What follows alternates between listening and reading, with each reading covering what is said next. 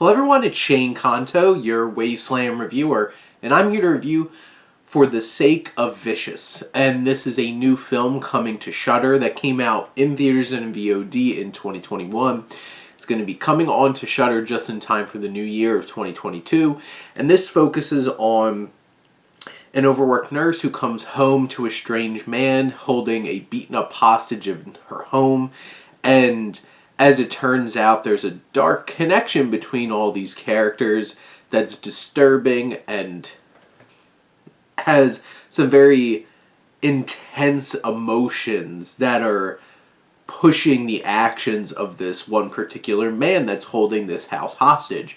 But things get complicated when waves of violent thugs start trying to invade the house and getting to the people inside the house, and this poor nurse is stuck trying to hold down her home, trying to figure out who to trust, who not to trust, and trying to stay alive. And this is from directors Gabriel and Reece Eveneshen. They also wrote the film, and this is a brutal movie. And one of the most interesting things about it is this atmospheric, intense, synthetic score that's just pulsating.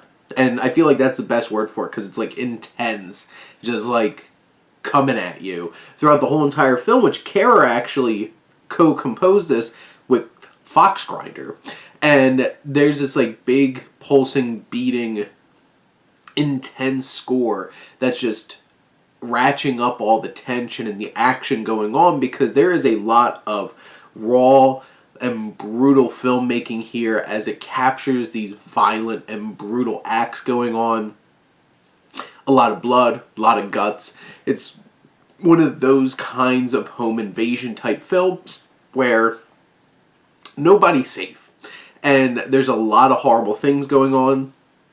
But Kara and Eveneshen have a specific style about it.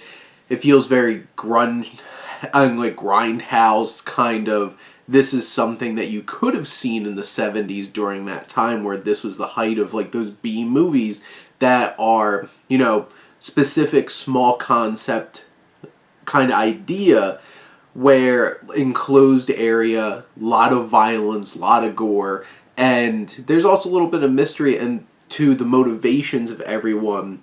And it's all about violence and consequences, and you can feel those themes. Like, this film isn't particularly deep. It does hit on those specific things, which gives there a bit of humanity to the film.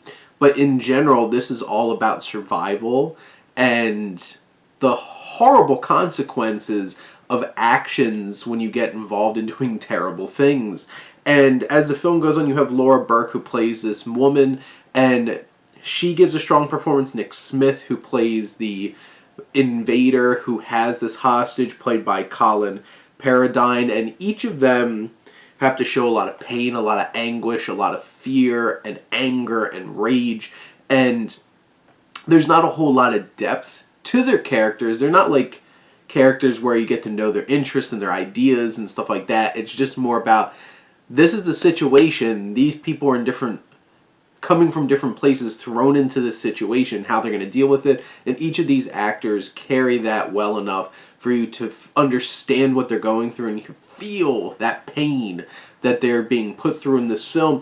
And when it all comes down to it, this is a raw, brutal, stylized B-movie that, if you're really into these kinds of thrillers, this one's right up your alley. But those are my thoughts on For the Sake of Vicious. Let me know what you think, and let's talk some movies. But thank you as always for tuning in and supporting your Wasteland reviewer.